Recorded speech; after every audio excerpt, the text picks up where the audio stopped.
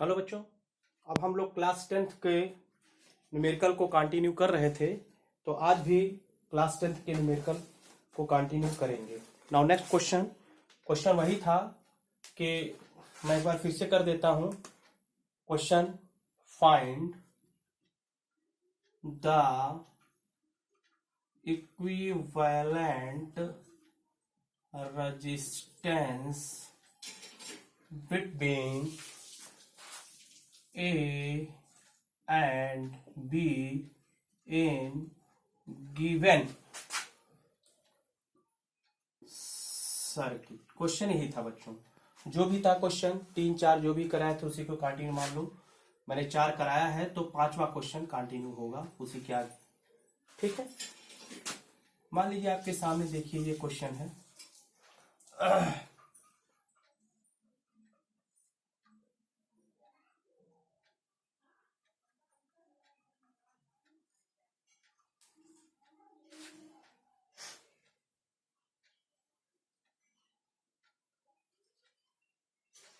ये आपके सामने क्वेश्चन है बच्चों, ठीक है। तो A B C D और ऊपर के जो है 1 ओम है, बीच में 2 ओम है। ये 1 ओम 1 ओम 1 ओम, ये 2 ओम है। आपसे क्वेश्चन पूछ रहा कि find the equivalent resistance between A and be in given circuit diagram. इसमें हम लोग कैसे करेंगे बच्चों, बहुत ध्यान से समझिएगा इस क्वेश्चन को। How to solve it this question. इस क्वेश्चन को सॉल्व करने के लिए सबसे पहले हम लोग ये देखेंगे कि हमारा ए और बी है कहाँ। तो देखिए हम लोग का जो ए और बी है बच्चों, ये ए हो गया पॉइंट और इधर वाला पॉइंट क्या हो गया, बी हो गया, ठीक है। अब उसके बाद हम लोग ये भी देख रहे हैं कि यहाँ सी और डी भी पॉइंट दिया है, लेकिन क्वेश्चन में हमसे ए और बी के बीच का पूछ रहा है। तो सबसे पहले हम लोग क्या करेंगे, याद रखिएगा, जहां पे सर्किट ओपन होता है वहां पे करंट फ्लो नहीं होता है।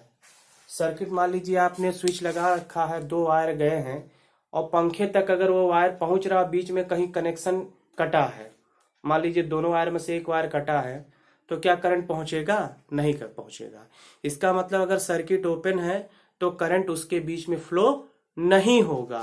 तो वही चीज यहां पर भी है कि अब ये देखिए सी और डी सर्किट ओपन है, यानी इसके बीच में करंट नहीं जाएगा। इसका मतलब 1 ओम और ये 1 ओम का जो सर्किट है हमारे लिए बेकार है। तो हमारे लिए कौन सा यूजफुल है, ये ए से जाएगा और करंट 2 पार्ट में ऐसे डिवाइड हो जाएगा, ऐसे घूम कर आगे नहीं जाएगा क्योंकि ओपन है, ऐसे घूम करके ऐसे निकल जाएगा, ऐसे घूम, यानी 2 और 1 3 ओम, यानी R1 equal to 1 plus 2 equal to हो गया 3 ओम। ध्यान से देखेंगे 1 प्लस 2 इक्वल टू कितना हो गया, 3 ओम। इधर भी देखेंगे आप 2 और 1 हो जाएगा तो R2 इक्वल टू निकाल लेंगे, 2 प्लस 1 इक्वल टू 3 ओम, ये हो गया। अब दोनों पैरेलल लगा देंगे, 1/R3 लगा देंगे। 1/R3 equal to 1/R1 plus 1/R2, तो 1/3 plus 1/3 which are equal to 1/R3, 1/R3, ठीक है। इस तरीके से यहाँ पे हम लोग सॉल्व कर लें। यहाँ पे तो ये हो जाएगा 1/R3, एलसीएम आ गया 3, 1 प्लस 1 इक्वल टू 2/3, तो R3 इक्वल टू हो गया 3/2 यानी 1.5 ओम। तो कितना आया बच्चों, 1.5 ओम इसका है। लेकिन अब ये ओम और 1.5 और ये 1 ओम, ये किस कॉम्बिनेशन सीरीज का है, show that R equal to, net value हम लोग निकालेंगे 1 ओम प्लस R3 और प्लस 1, तो 1 प्लस R3 की वैल्यू 1.5 और लास्ट में कितना है 1 हो गया, तो कितना हो गया 2 यानी 3.5 ओम, यानी 3.5 ओम का रेजिस्टेंस यहाँ पर देख लीजिए, अगर नहीं दिखाई दे रहा है यहाँ पे देख लीजिए, तो 3.5 ओम का रेजिस्टेंस हमको यहाँ से ऑब्टेन्ड होगा। ओके बच्चों, पॉज करके नोट कर लीजिए। चलिए क्वेश्चन नंबर 6 आइए। क्वेश्चन वही रहेगा, find the equivalent resistance between A and B. Question number 6 देखिए।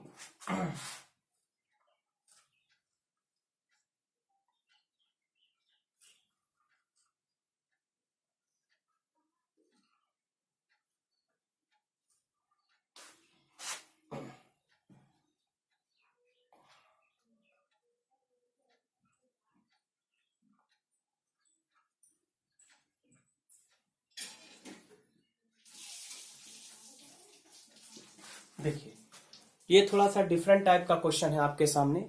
इसमें क्वेश्चन वही पूछ रहा है कि ए और बी के बीच का इक्विवेलेंट रेजिस्टेंस फाइंड आउट करिए।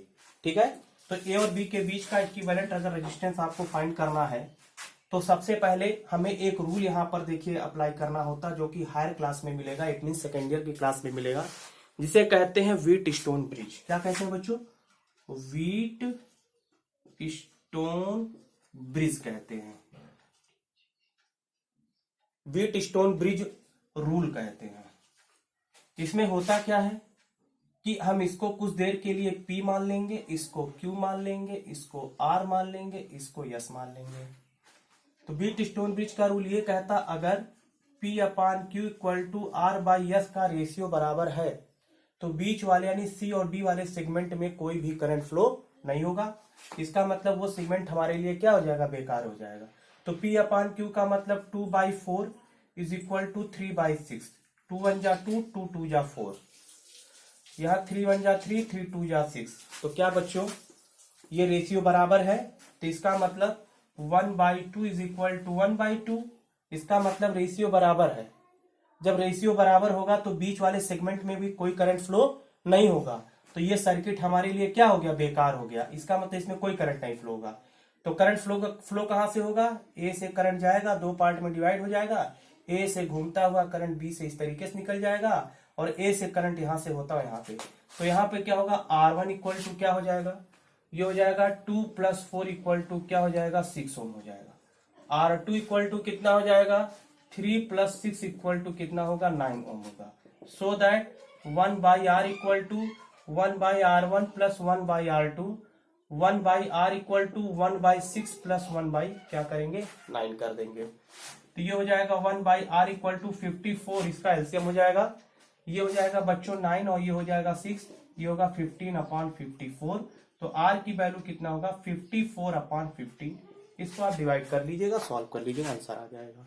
तो कुल मिलाकर इस क्वेश्चन को मेरा बताने का एक ही मकसद था ताकि आपको व्हीट स्टोन ब्रिज के कॉन्सेप्ट को क्या हो जाए बच्चों? क्लियर हो जाए। ओके, क्लियर हो गया? पॉज करके नोट कर लीजिए। एक क्वेश्चन बच्चों मैं और आपको करा देता हूं, जो भी है नंबर बढ़ा लीजिएगा, 7वां या जो भी है। अभी सर्किट डायग्राम मत बनाइएगा।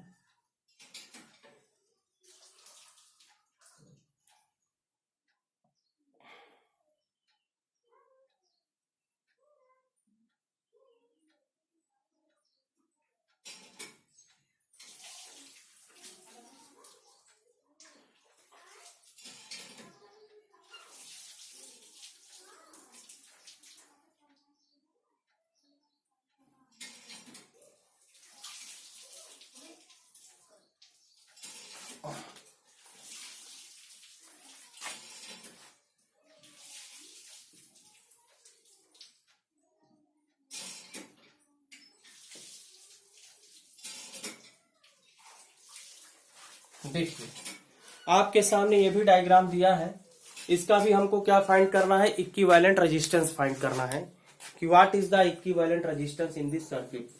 ओके, तो फर्स्ट ऑफ ऑल हम लोग क्या करेंगे कि करंट देखिए यहाँ हमेशा ए से चलेगा और देखिए बच्चों दो पार्ट में डिवाइड हो गया। जब दो पार्ट में ये करंट डिवाइड हो गया तो 3 और 5 ओम किस कॉम्बिनेशन में हो जाएंगे? पैरेलल कॉम्बिनेशन में हो जाएंगे। 3 और 5 किस कॉम्बिनेशन में होंगे? तो ये 3 और 5 किस कॉम्बिनेशन में होंगे? Parallel combination. तो 1/R इक्वल टू पैरेलल का फार्मूला लगा देंगे 1/3 + 1/5। तो 1/R इक्वल टू यहाँ पर 15 एलसीएम आ जाएगा। 3 5 जा 15 और ये 3 हो जाएगा और ये 8 अपान क्या होगा? 15, यानी net value will be obtain 15/8 ohm. Okay, now 15/8 which are the series with the 4 ohm resistance, so that R dash equal to 15/8 plus 4/1. Now R dash will be 8, ये हो गया 15, ये हो गया 32 एंड 5 2 7 हो गया और ये हो गया 47/8। इसको बेटा हम लोग सॉल्व कर लेंगे। R डैश जो भी आएगा इतना ओम आ जाएगा डिवाइड करके। ठीक है, ओके। नाउ नेक्स्ट क्वेश्चन आते हैं हम लोग। चलिए पॉज करके नोट कर लेंगे, बार बार बताएंगे नहीं, नोट कर लीजिएगा। नाउ सेकंड, पहला क्वेश्चन तो यही था कि to find the equivalent resistance A and B, ये पहला क्वेश्चन था। अब आइए दूसरा question, question number 2। Question number 2 ये है, हम एक सर्किट डायग्राम बना रहे हैं, उसको ध्यान से देखिएगा।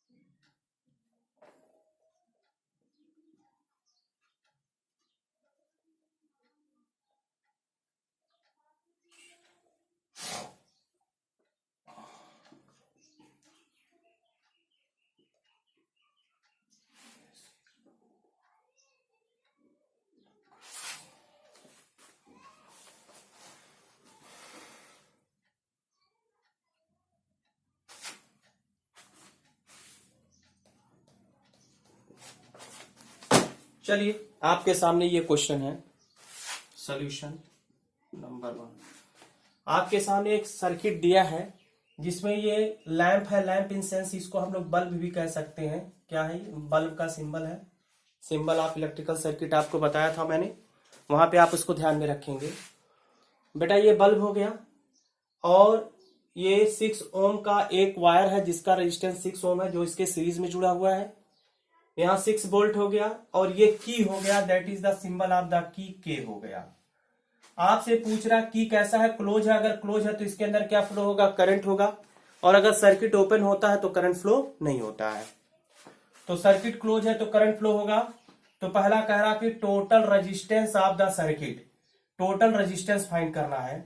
तो ये मान लीजिए 18 ओम का, ये 6 ओम का है। किस कॉम्बिनेशन में है? सीरीज है, क्योंकि करंट आएगा यहां से होता हुआ तुरंत करंट यहां से निकल आएगा। तो जब करंट जहां डिवाइड होता है वो पैरेलल कॉम्बिनेशन होता है, और जहां पे करंट डिवाइड नहीं होगा वो किस कॉम्बिनेशन में होगा? सीरीज कॉम्बिनेशन में होगा। क्लियर? तो अब यहां पर R इक्वल टू क्या लगा देंगे? R1 plus R2। R का मतलब 18 ओम, और प्लस ये होगा 6 ओम, ये हो जाएगा 24 ओम। 24 ओम का हमको रेजिस्टेंस मिल गया। पहला क्वेश्चन सॉल्व हो गया।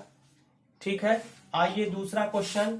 Current flowing through the circuit, Ohm's law लगा दीजिए। V equal to I into R होता है बच्चों। V हो गया 6, I नहीं पता, R हमने निकाला है 24, तो I इक्वल टू 6/24, और ये हो जाएगा 1/4। डिवाइड कर लेंगे, जो भी आ जाएगा उतना एम्पियर आ जाएगा। ठीक है, और सुनिए आपसे तीसरा क्वेश्चन क्या पूछ रहा है इसमें। तीसरा क्वेश्चन ये पूछ रहा है, तीसरा क्वेश्चन यहां देखिए, थर्ड क्वेश्चन, तीसरा क्वेश्चन का सोल्यूशन। तीसरा ये पूछ रहा है कि potential difference across the lamp, lamp के थ्रू कितना पोटेंशियल डिफरेंस होगा।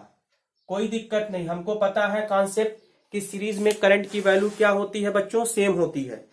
तो अगर करंट की वैल्यू सीरीज में सेम होती है तो इसका मतलब हम लोग ओम्स लॉ अगेन लगा देंगे, क्योंकि 18 ओम इस बल्ब का रेजिस्टेंस पता है। यही करंट बल्ब से होकर के जाएगा कितना? 1/4 एम्पियर, और यही 1/4 एम्पियर 6 ओम रेजिस्टेंस से होकर के जाएगा। तो इसका मतलब जब करंट की वैल्यू सीरीज कॉम्बिनेशन में सेम हो गया तो समझिए 18 ओम के थ्रू हम पोटेंशियल निकाल लेंगे। तो यहाँ पर V डैश कर दीजिए, V डैश, क्योंकि V इक्वल टू IR लगाए हैं, तो ये V, ये 6 वोल्ट डाला, V डैश मतलब लैंप के थ्रू है। V equal to I into क्या लगाएंगे? R, R का मतलब R1, क्योंकि R1 देखिए 18 ओम माने हो, R1। I की वैल्यू हो गया 1/4, R1 की वैल्यू हो गया 18, 2 से कट जाएगा, 2 2 जा 4, 2 9 जा 18, तो V डैश इक्वल टू 9/2 हो गया, यानी 4.5 वोल्ट का पोटेंशियल डिफरेंस लैंप के थ्रू होगा। ओके बच्चों, फट से नोट कर लीजिए, नोट कर लीजिए, पॉज करके नोट कर लीजिए। अब देखिए बच्चों, ये क्वेश्चन आपके सामने दिया है, आपके सामने क्वेश्चन दिया कि find current in the circuit, circuit में कितना करंट फ्लो होता है, इस चीज को आपको बच्चों फाइंड करना है। ये बहुत ही इंपॉर्टेंट क्वेश्चन है और अक्सर करके कंपटीशन में भी पूछ लेता है। बहुत ही छोटा है, लेकिन बच्चों आप लोग series of parallel combination of resistance के इक्विवेलेंट को निकालने में आप गलत कर देते हो। इसमें देखिए कैसे हम लोग सॉल्व करेंगे। बहुत ही आसान क्वेश्चन है, बस मेरे कॉन्सेप्ट को ध्यान रखना कि सीरीज कॉम्बिनेशन में करंट की वैल्यू सेम होती है और पैरेलल में पोटेंशियल की वैल्यू सेम होती है। ये कॉन्सेप्ट अगर बच्चों आपका क्लियर है तो ऐसे ऐरा गैरा क्वेश्चन आसानी से कर ले जाएंगे, कोई बहुत बड़ी बात नहीं है। तो चलिए अब हम लोग इसको सॉल्व करते हैं। तो सेल से जो करंट फ्लो होगा वो हमेशा पॉजिटिव टर्मिनल से फ्लो होता है। पॉजिटिव टर्मिनल से फ्लो होते हुए करंट यहाँ ए पर आएगा और दो पार्ट में डिवाइड हो जाएगा। एक जो है ए बी सेगमेंट में चला जाएगा और एक ए सी सेगमेंट में जाएगा। मैंने आपको पहले भी कहा था, आप ये ध्यान दीजिएगा, ये देखिएगा क्या आगे करंट कहीं जाके डिवाइड तो नहीं हो रहा है या कहीं करंट मुड़ा तो नहीं, आप इसको आगे भी चेक करेंगे। तो हमने देखा कि ए से सी के बाद देखिए रास्ता मुड़ा हुआ है, ये डिवाइड नहीं है। ये कहाँ डिवाइड हो रहा है? डिवाइड नहीं, रास्ता मुड़ा हुआ है। तो जब रास्ता मुड़ा है तो सीरीज कॉम्बिनेशन में आ गया। जब सीरीज कॉम्बिनेशन में आ गया तो R1 इक्वल टू क्या लगा देंगे, 2 + 6, 6 2 कितना हो गया, 8 ओम हो गया। और R2 इसको R2 मान लो बच्चों, R2 की वैल्यू कितना दिया, 4 ओम। तो नेट वैल्यू कैसे निकलेगा, तो 1/R, देखिए पैरेलल हो जाएगा यहाँ पे क्योंकि करंट डिवाइड है। तो 1/4 + 1/8, किसी को भी कर दो, आगे पीछे कोई प्रॉब्लम वाली बात नहीं है। एलसीएम यहाँ पर 8 आ गया, ये 2 हो गया, ये 1 हो गया बच्चों, ये हो गया 3/8 हो गया। आप इधर आगे आइए तो R इक्वल टू कितना हुआ, 8/3 ओम का रेजिस्टेंस हमको मिल गया। कोई प्रॉब्लम नहीं। ओम्स लॉ लगा दीजिए, V equal to I into क्या लगा देंगे बच्चों, IR। V की वैल्यू कितना हो गया, 2 वोल्ट। I हमको नहीं पता, R की वैल्यू है 8/3, आपने इसको लगा दिया। 2 4 जा 8, क्रॉस मल्टीप्लाई हो गया, 3/4 एम्पियर का करंट इस सर्किट में फ्लो होगा। क्लियर बच्चों, पॉज करके नोट कर लीजिए। चलिए हम लोग अगला क्वेश्चन देखते हैं। जो भी क्वेश्चन नंबर आप उसको बढ़ाते जाइए। क्वेश्चन ये है बच्चों कि how many 176 ohm resistors in parallel are required to carry 5 ampere on a 220 volt line। ये आपके सामने क्वेश्चन है, फिर से सुनिए। हाउ मैनी 176 ओम रजिस्टर्स जो कि पैरेलल में लगे हैं, ठीक है, are required to carry 5 ampere on 220 volt line. इन्होंने ये कहा है कि 176 ओम के कितने रजिस्टर को पैरेलल में जोड़ें जिससे कि हमको 200 वोल्ट की सप्लाई करने पर 5 एम्पियर की करंट ऑब्टेन्ड हो, ये मतलब है। तो वेरी सिंपल बच्चों, मैंने आपको पीछे बताया था जब पैरेलल कॉम्बिनेशन होता है तो आप पैरेलल कॉम्बिनेशन मान लीजिए ऐसे n रजिस्टर लगे हैं। कितने रजिस्टर लगे हैं, कितने रजिस्टर लगे हैं बच्चों, n रजिस्टेंस लगे हैं। तो RP का मतलब R पैरेलल इक्वल टू 176 + 176 + 1, मैं 3 नहीं कर रहा हूं, plus dot dot dot n register लगा है। कितने रजिस्टेंस लगे हैं बच्चों, n टर्म तक गया है, ऐसे n टर्म्स तक गए हैं। तो इसका मतलब RP equal to net value निकालेंगे तो ये उल्टा हो जाएगा। इसका मतलब ये जो हमारी वैल्यू आएगी 1n/176 आएगा ना, कितना आएगा, n/176 आएगा। इसको इंटरचेंज कर दिए, 176/n आएगा जब नेट वैल्यू निकालोगे। तो so that V equal to क्या लगा दीजिए I इंटू आरपी लगा। V की वैल्यू कितना है बच्चों 220 वोल्ट, I करंट की वैल्यू 5, आरपी की वैल्यू देखिए 176 अपॉन n हो गया। यहां तक आप लोगों को क्लियर हुआ कि नहीं, बोलिए। ठीक है, तो बच्चों बताइए n इक्वल टू कितना हुआ 5 इंटू 176 अपॉन 220, 5 से कैंसिल कर दो तो 5 4 जा 20, 5 4 जा 20, ठीक है। और बच्चों ये मेरे ख्याल से 4 टाइम चला जाएगा, यानी n इक्वल टू कितना आ जाएगा 4। इसका मतलब हम लोग 176 ओम के रेजिस्टेंस को हम लोग पैरेलल कॉम्बिनेशन में जोड़ेंगे, 4 बार पैरेलल कॉम्बिनेशन में जोड़ेंगे, तब जाकर के हमको जो है 5 एम्पियर की करंट मिलेगी और 220 वोल्ट की सप्लाई हमको करना पड़ेगा। Note down. देखिए बच्चों ये अगला क्वेश्चन है कि an electric bulb is rated eight 220 volt, 100 वाट। 100 वाट कोई इलेक्ट्रिक बल्ब है जो 220 वोल्ट की सप्लाई करने पर 100 वाट उसकी पावर होती है। What is its resistance. तो क्वेश्चन में जो पहले गिवन होता पहले उसको लिखिए।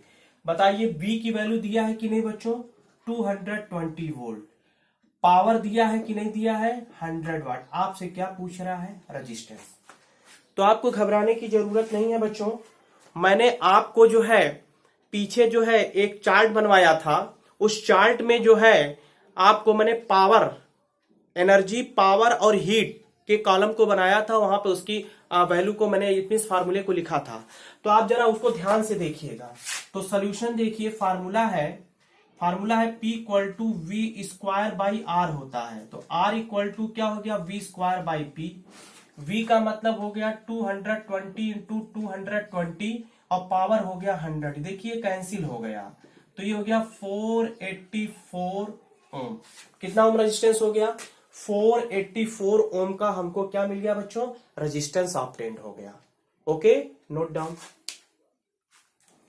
अब हम लोग अगले क्वेश्चन की तरफ बढ़ते हैं, ठीक है। धैर्य बना के रखिए बच्चों, हर टाइप के क्वेश्चन को मैं आपको यहां पे करवा दूंगा, आपको किसी चीज का कोई भी दिक्कत नहीं होगा, ठीक है। चलिए अगला क्वेश्चन की तरफ हम लोग बढ़ते हैं, पॉज करके नोट कर लेंगे आप इसको। चलिए अगला क्वेश्चन है, now next question will be a torch bulb is rated at 2.5 volt, 500 milliampere, full stop. Find, क्या फाइंड करना है, नंबर 1 पावर और number 2 resistance of the bulb. चलिए good question, no any problem, how to solve it. देखिए मैंने आपसे पहले कहा क्वेश्चन करते समय क्या है क्वेश्चन में, उसको गिवन लिखिए। आपका देखिए कितना वोल्टेज दिया है 2.5 वोल्ट दिया है, करंट कितना दिया है बच्चों, स्मॉल आई लिखिए चाहे कैपिटल आई लिखिए, कोई दिक्कत बात नहीं है। 500 मिली एम्पियर, मिली का मतलब आपको मैंने बताया था 10 पावर -3 एम्पियर। इसका मतलब इसको 1000 से डिवाइड करोगे तो 0.5 एम्पियर आएगा। अब हमसे पूछ रहा नंबर 1 पूछ रहा पावर बताइए, नंबर 2 पूछ रहा रेजिस्टेंस बताइए। ये चीज गिवन है, तो सोल्यूशन क्या है, नंबर 1 सोल्यूशन क्या है, पावर वाले कॉलम में देखोगे P equal to V into I का फार्मूला मैंने बताया है। V की वैल्यू कितना हो गया 2.5 हो गया, और बच्चों करंट कितना आया 0.5 आ गया। 2.55 जब 125, 2 डिजिट के बाद पॉइंट लगा दिया यहाँ पे। और पावर का यूनिट क्या होता है, वाट होता है। Any problem, no. Now second question is that resistance of the bulb. तो कोई दिक्कत नहीं, ओम्स लॉ लगा दीजिए, कई तरीके से हम इसको सॉल्व कर सकते हैं। तो V कितना दिया है बच्चों 2.5 दिया है, और करंट कितना दिया है 0.5 दिया है। यहां से रेजिस्टेंस मिलेगा, पॉइंट से देखिए, पॉइंट कैंसिल, 5 1 जा 5, 5 5 जा 25, आर इक्वल टू कितना हो जाएगा 5 ओम रेजिस्टेंस आ जाएगा। तो इस तरीके से हम सर्किट में जो है यानी इट मींस बल्ब का जो है रेजिस्टेंस हम लोग फाइंड कर लेंगे, ये 5 ओम हो जाएगा और बल्ब का जो पावर हो जाएगा 1.25 वोल्ट हो जाएगा। ओके बच्चों, चलिए बच्चों आपके सामने क्वेश्चन है, कह रहे हैं कि an circuit has fuse of 5 ampere. Fuse का मतलब समझते हो? फ्यूज का मतलब क्या होता है? घरों में जो फ्यूज वायर लगा रहता है, मीटर के बगल में फ्यूज लगा रहता है कि बहुत तेज लाइट अब आती है तो फ्यूज वायर ब्रेक हो जाता है, तो आपके सर्किट घरों में सुरक्षित रहते हैं, टीवी सुरक्षित रहता है, पंखा सुरक्षित रहता है, बल्ब सुरक्षित रहता है। तो फ्यूज जल जाता है, फ्यूज जल जाता है, फिर फ्यूज को निकाल करके हम उसको वायर को चेंज कर लेते हैं और फिर से हम उसको यूटिलाइज कर सकते हैं, फिर से हम उसको यूज कर सकते हैं, तो फ्यूज वायर होता है। ओके, अब जरा देखिए, इसमें कह रहे हैं कि ये सर्किट है जब फ्यूज ऑफ 5 एम्पियर, कोई सर्किट है जो 5 एम्पियर के करंट को मैक्सिमम मेजर कर सकता है। इसका मतलब क्या गिवन है, यानी आई मैक्स मतलब मैक्सिमम करंट जो है 5 एम्पियर का जो है फ्यूज वायर अडॉप्ट कर सकता है। 5 एम्पियर से ज्यादा अगर करंट होगा तो फ्यूज वायर ब्रेक हो जाएगा और सर्किट में करंट फ्लो नहीं होगा। What is the maximum number, maximum number पूछ रहा है यहां पे, मैक्सिमम नंबर ऑफ बल्ब। तो यहां पे ये यहां पर नंबर पूछ रहा है, मैक्सिमम नंबर, सीधे नंबर लिख देते हैं एन, हमसे नंबर पूछ रहा है एन। पावर जो दिया गया है वो 100 वाट है और वोल्टेज कितना दिया है 220 वोल्ट का दिया है bulb, that can be safely use to current. मतलब कह रहे हैं कि हम कितने बल्ब हम जो है सेफली यूज कर सकते हैं।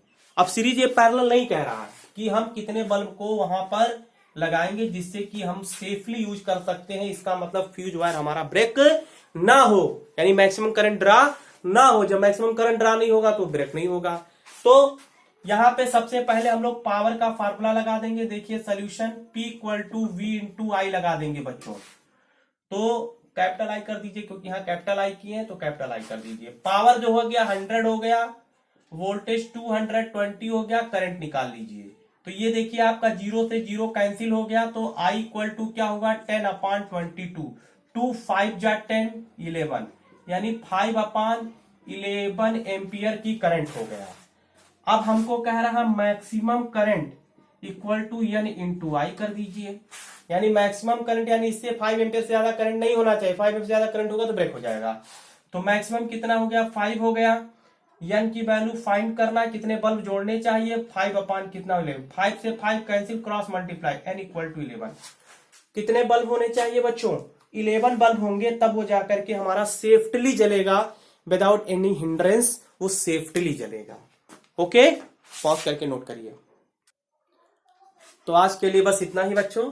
आज हम लोग ने देखिए इलेक्ट्रिसिटी के न्यूमेरिकल को किए, और अभी एक टर्म मैं और लूंगा न्यूमेरिकल का। मैंने आपसे पहले बताया है कि फिजिक्स विदाउट न्यूमेरिकल बेकार है। आप चाहे जितना पढ़ लीजिए थ्योरी, उसका कोई इंपॉर्टेंस नहीं है जब तक आप को उसके एप्लीकेशंस और उसके ऊपर न्यूमेरिकल नहीं आएंगे।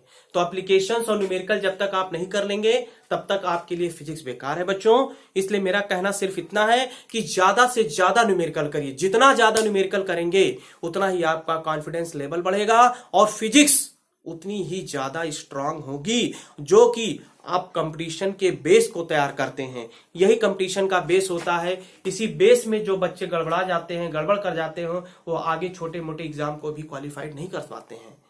इसलिए मेरा सिर्फ कहना यही है बच्चों कि फिजिक्स जिस तरीके से ह्यूमन बीइंग पर अगर कपड़े ना पहने ह्यूमन बीइंग तो उसको कैसा लगेगा, शेमफुल होगा, वो समाज में रहने लायक नहीं होगा। उसी तरीके से हमारी फिजिक्स न्यूमेरिकल एक आभूषण होता है।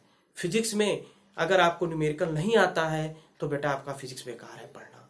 इसलिए फिजिक्स का आभूषण कौन है? फिजिक्स का आभूषण उसका न्यूमेरिकल है। हमारे ह्यूमन बीइंग का आभूषण कौन है? उसका क्लॉथ है, उसका कपड़ा है। तो अगर ये कपड़े हम ना पहने तो हम कैसे दिखेंगे आप सोच सकते हैं। उसी तरीके से हमारा फिजिक्स है। फिजिक्स में अगर आप न्यूमेरिकल नहीं करोगे तो आप फिजिक्स बेकार है पढ़ना। आप साइंस नहीं पढ़े तो अच्छा होगा। तो लेकिन हमारे जितने भी बच्चे हैं बहुत अच्छे से, बहुत संजीदगी के साथ न्यूमेरिकल कर रहे हैं, मुझे पूरा विश्वास है और मुझे लग रहा है कि आगे वो न्यूमेरिकल करते रहेंगे। ओके, तो आज बस इतना ही। इस वीडियो को देखने के लिए पुनः तहे दिल से आपका तहे दिल से धन्यवाद।